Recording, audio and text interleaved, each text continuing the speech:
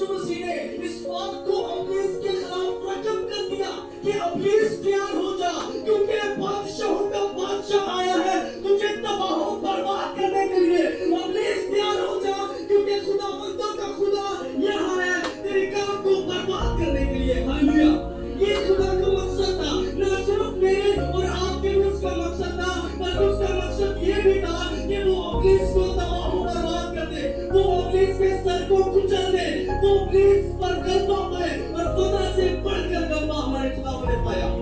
ये खुदा का मकसद था। इसलिए जब खोए हुओं की बात आती है तो इसमें सिर्फ यहूदी शामिल नहीं है,